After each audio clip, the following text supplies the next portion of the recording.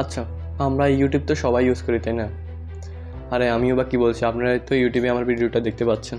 আমরা এটাও জানি যে ইউটিউব থেকে ভালো একটা ইনকাম করা যায় এবং এই ইনকাম দিয়ে অনেকের ভাগ্য বদলে গেছে।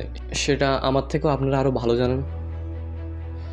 আজকে আমি কথা বলবো ইউটিউবের সবচেয়ে বড় একটা ডার্ক সাইড নিয়ে, যা বর্তমান সময়ে আমার মতো কন্টেন্ট ক্রিয়েটর যারা আছে তাদের লাইফ শেষ করে দিতেছে।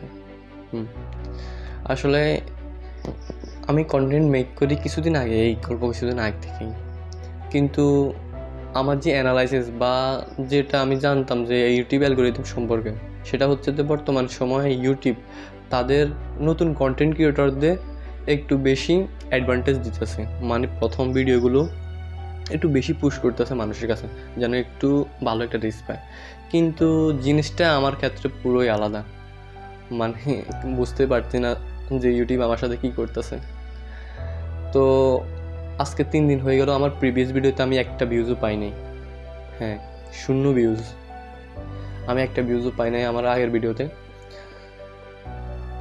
তো ভাবছিলাম যে ইউটিউবটা ছেড়ে দিব, তুলো ভিডিও বানালাম, একটা ভিডিও ভিউজও পাচ্ছি না।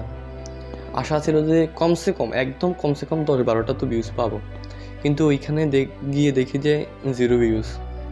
তাই এদিক ওদিক না থেকে একদম ভেবেছিলাম যে আর ইউটিউব করবো না, ছেড়ে দেবো, ভিডিও যা আছে সব ডিলিট করে দেবো। কিন্তু আমার সাবকনসিয়াস মাইন্ড বলতেছে ওয়েট কর, তোর জন্য নতুন কিছু আছে। তো আমি শুধু এইটুকু 1% হোপ নিয়ে আপনাদের সামনে আজও আছি। তো আপনারা তো এটাই জানেন যে ইউটিউব আমার মতো কন্টেন্ট ক্রিয়েটরদের কন্টেন্টগুলো রিচ কমিয়ে দিতেছে। কেন জানি না, কিন্তু আমার কেন হয় এগুলো? যত ভালো কাজ করতে যাই একবার না একবারে আমাকে এরকম বড় বড় সমস্যার সম্মুখীন হতে হয়। তাই আপনাদের বলবো যে ইউটিউব আমার ভিডিওগুলো সাবস্ক্রাইব করুন, কমেন্ট করুন, লাইক করুন, কারণ তাহলে যদি একটু রিচটা বাড়ে আর কি। প্লিজ সাথে থাকবেন। আর আমার মতো কন্টেন্ট ক্রিয়েটর যারা আছে নতুন নতুন, তাদেরকে উৎসাহিত করুন যেন কিছু করতে পারে। আমার বেশি না, আমার অল্প কিছু লাইক কমেন্ট হলে চলবে, যেহেতু আমার চ্যানেলটা নতুন।